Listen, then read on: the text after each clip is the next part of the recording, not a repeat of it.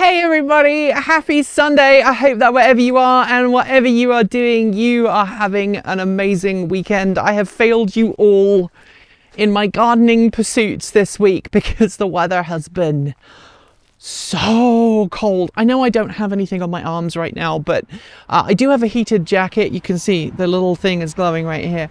But it has been really cold. I mean, today, as an example, the temperature has been hovering just below or just above freezing for most of the day, and I've come out here now and it has, well, the cloud has dropped, so we are in kind of thick damp cloud and it's about freezing right now, and moisture is just collecting on everything. And I know this morning folks who came up to the house said it's really dangerous. The roads are really slick. There was lots of ice about. We don't get a lot of our roads are not salted. Very often they're not plowed.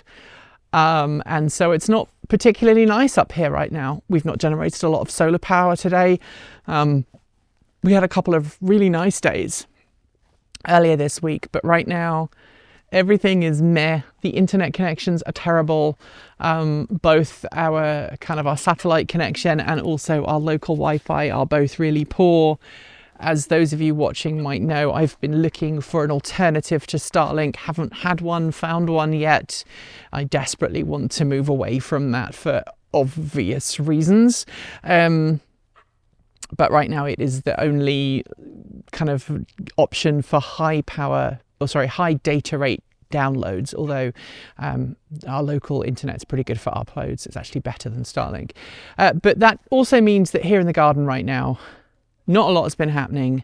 I had hoped that I was going to be able to put my garlic in, but the weather and everything else has just meant that I haven't touched it. And I know I keep saying that, but hopefully by the time this goes out on Sunday, and I know I also say this all the time, I have decided that I'm going to put the garlic there. It's going there. I'm going to be putting it in next week, hopefully, or this weekend. And I will also, of course, have to get rid of the little humps that I made for the corn and all the other things, but it's going to go in there.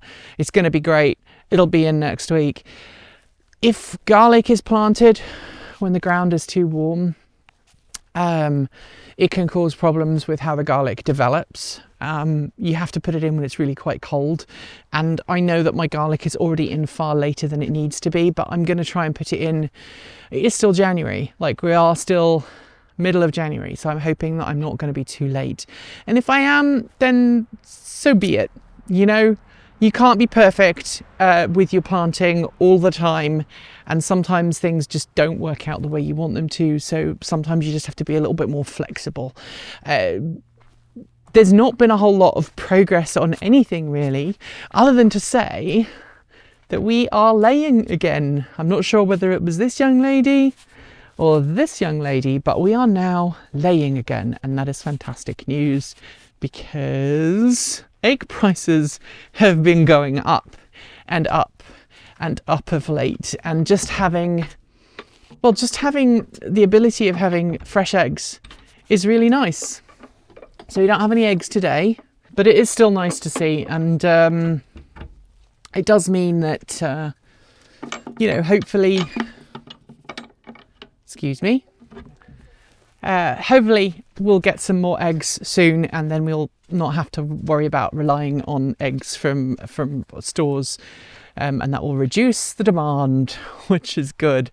The other thing I was going to share with you is that officially all of our parsnips have been dug up. I talked about it last week. We dug up all of our parsnips over last weekend. I used about half of them for a Sunday roast, and the rest are going to be used tonight. It's actually Thursday when I'm recording this. We're going to use them tonight. I'm going to make a toad in the hole, a British dish, probably using vegetarian sausages.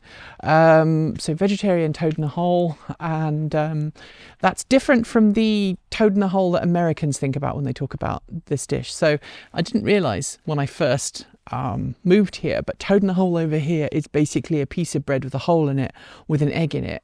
Whereas if you are British, you know that toad in the hole, the proper toad in the hole, is basically like pancake batter with sausages that you bake, and they're very tasty. Like I said, I'm probably going to make that with some vegetarian ones tonight. That will be really, really yummy because it's that kind of weather. Kind of all my root vegetables having now been finished for the year. And oh, by the way, when I dug up a parsnip, I found a couple of potatoes as well. So I had a couple of homegrown potatoes that night. With everything going on, and with all of our root stock gone for the year, all of our apples gone for the year, I'm now relying more heavily on my local greengrocers, which is fine. They've still got decent stock, but I cannot wait for being able to grow my own stuff. And I've been wondering as to how too early is to start off peppers, because I know that if I start my peppers off early, we'll have good growing for them. But I'm going to have to start them off inside, because even in the greenhouse right now with heating, they're just not going to cope with the temperature. So I'll have to figure out how I'm going to do that. But anyway, if you are watching at home, I hope that you forgive the fact that I haven't put my garlic in yet. I hope you forgive that I haven't done a whole lot, but I did just buy some parsnip seeds for the new year. So I've done that. So I'm making progress. Slowly, but I am making progress. Tell me what's going on in your garden. Have you been hit by this polar vortex that's been covering a large swathe of the US? How are you dealing with it, especially if you are living somewhere where you don't normally get a lot of cold weather in the winter? How are you coping? Is your garden okay? Are your animals okay? Tell me all about it in the down below, and I will see you next week.